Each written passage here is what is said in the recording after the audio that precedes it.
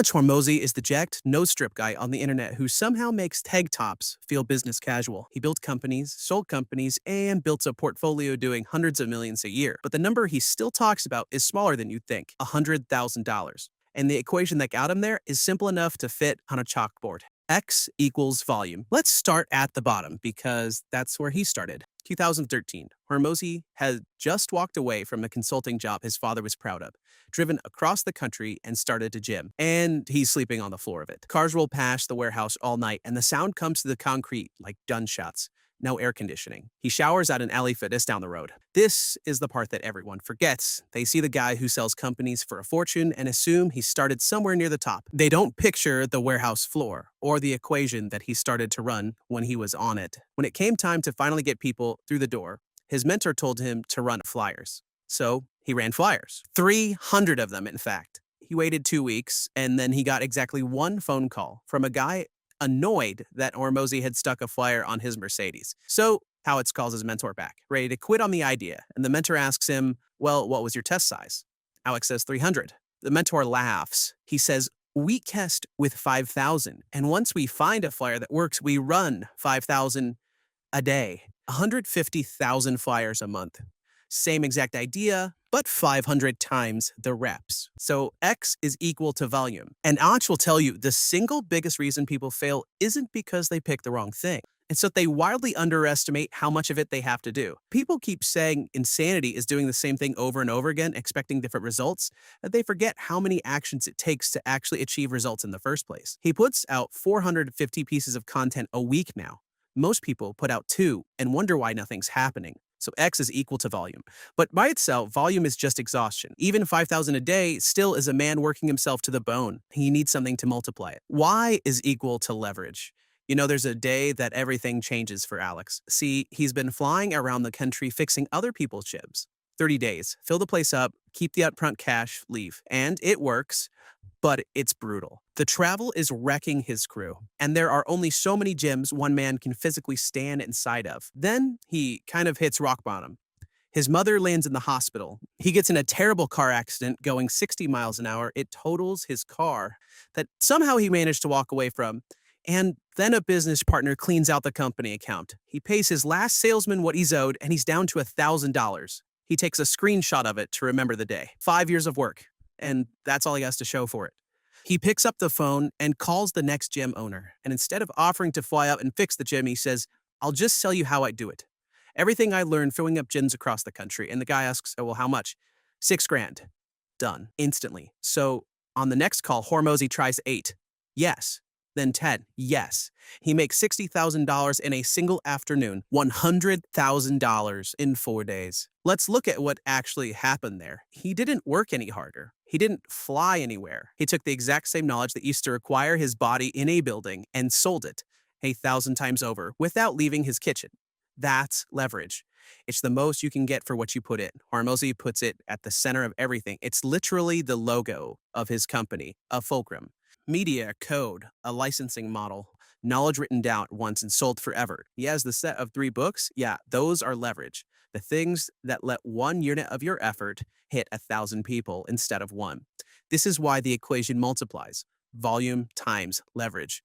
The flyers were volume with no leverage. Pure sweat for 1 annoyed phone call. The licensing model was technically the same hustle, but it was multiplied. Same man, kind of less hours, suddenly worth 500 times more. Volume times leverage, finally producing something real. His first $100,000, the first time that this equation paid out. It's also where things start to get tricky. We have to subtract distractions because once it's working, the temptation is to do more of everything. By this point, Hormozi has the gyms, the licensing business, a chiropractor agency with a couple of clients, a dental agency, 5 things running at once, and his instinct, the one that feels like ambition, is to just keep on adding more bets, more shots, more tables with money on them. But then his revenue starts to stall. So he hires an attention coach. The work for the retention coach is a little relentless. Every day, he asks the same question about where Alex's focus actually goes. And every day, another thing comes off the pile. The dental agency, the chiropractor thing, the gyms he isn't really running anymore. He keeps cutting until there's almost nothing left but the licensing business, the one piece that was ever really working, and the one thing that's left explodes. Well, it increases. The licensing model spreads to 4,500 locations in 4 years. Here's the idea underneath it, and it's one of the most important things in the whole equation. Commitment is the elimination of alternatives. Most people think running 5 businesses gives them 5 chances to win, but that's just not the case. It's arrogance to think a third of your attention beats the guy giving all of his. The competitor who's going to beat you is only doing one thing. That's why this term is subtraction. Volume and leverage stack the number up. Distraction is the thing that will drag it back down.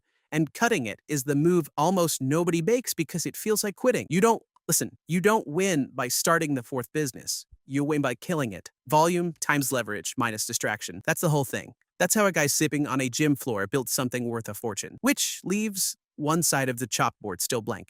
What does this equal? Well, I can tell you what it doesn't equal. It's not money. For years, Hormozi assumes that the answer is money. The gems turn into the licensing empire, and in 2021, he sells the majority of it for a fortune, the kind of exit people dream about their whole lives.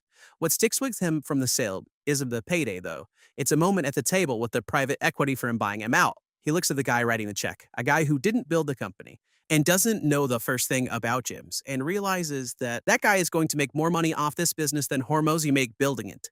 So the sale goes through, and now Alex has more money than he's ever had in his life, and it doesn't feel as good as that $100,000. The deal keeps him from running the business or starting a new one, so for about a year, one of the most driven people alive sits mostly still. He has more money than he can spend, and it's one of the most miserable stretches of his life. And so a question is asked. Is this it? That's the year the whole assumption falls apart. He had treated the number, the money, as the goal. He hit it, he hit it many times over, and every time it bought him less. The 100 grand had felt like everything. The big exit felt like almost nothing. And if more money were the answer, the feeling would have grown with the number, but it did be opposite. So money isn't what we're solving for. It means what we're actually solving for is hidden behind the money. Money times leverage minus distractions equals freedom. That's the right side of the equation. Not freedom as in a yacht. Yachts are nice. Freedom as in the day your money makes your work a choice instead of an obligation.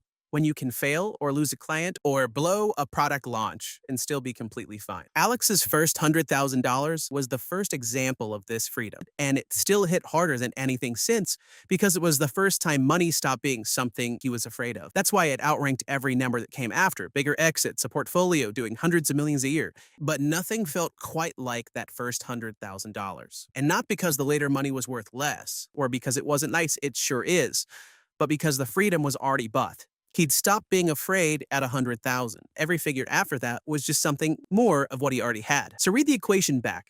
Stack the volume, the reps nobody else will do. Multiply it with leverage, work that sells 1,000 times instead of once. Subtract the distractions. Get rid of everything that doesn't matter. The number it produces will not be the point. Money is just a number. Freedom is what the number does to your choices. Alex will be the first to tell you that he isn't special. He's not the smartest guy in the room, though some would argue.